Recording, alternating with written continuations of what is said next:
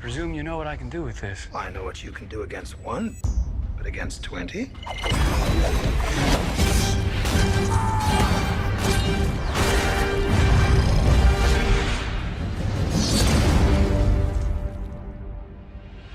Abraham Lincoln, vampire hunter.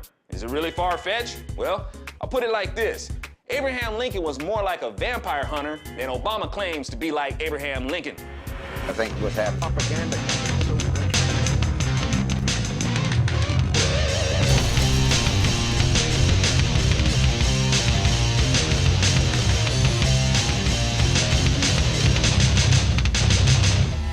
The Democrat Party is a party of bloodsuckers. Abraham Lincoln knew it.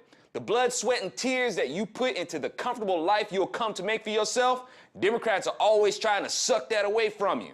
Lots of blood on the hands of the Democrat Party as they fought to make slavery illegal. They try to put some of that blood on Abraham Lincoln and say that he didn't care about freeing the slaves and keep trying to bring up the quote about him only caring about the Union.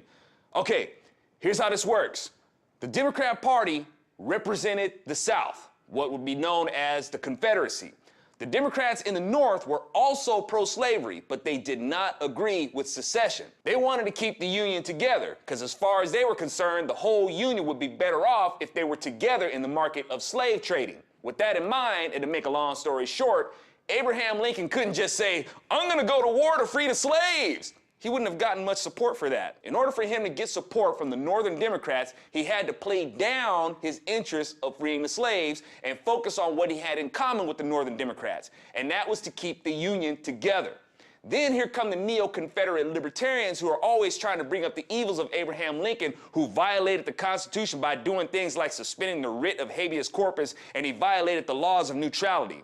They look at these evil constitutional violations of Abraham Lincoln, but don't look at the constitutional violations committed by the Confederacy in the first place, and those violations include depriving people, namely blacks, of their right to life, liberty, and their pursuit of happiness and property without due process. And they did that by denying them personhood. You want constitutional, civil, and human rights violations? You need look no further than the Democrat Party that represented the Confederacy. So I don't need to look at Abraham Lincoln. I'm looking at the Confederacy and the neo-Confederate libertarians who accuse him. So, Abraham Lincoln, who was fighting against the Democrats who were feeding off the blood-soaked whips of slavery and the blood that dripped from cut fingers and feet from the cotton fields, even today, Democrats still display vampiric characteristics as their fangs seek deeper into us as they press for more taxes. They argue for separation of church and state and express their offense at the sight of crosses and the nativity scene. They repel the sun as they say the earth is heating up and we're to blame for trapping too much of the sun's heat.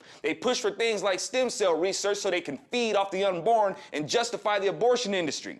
Abraham Lincoln, the father of the Republican Party, committed the Union to war against the vampiric Democrats. And just like evildoers, they act like they're victims when justice is brought to them and try to accuse others of evil to mitigate their own evil actions. Obama and the Democrat Party are invoking Lincoln, draining his integrity to make him like them. And the neo-Confederate libertarians are continuing attacks on him to take the focus off what the Confederacy did in the first place. I keep telling y'all, libertarians have more in common with liberal Democrats than they do with conservative Republicans. The attacks are coming from multiple angles, y'all. Better sharpen your axe.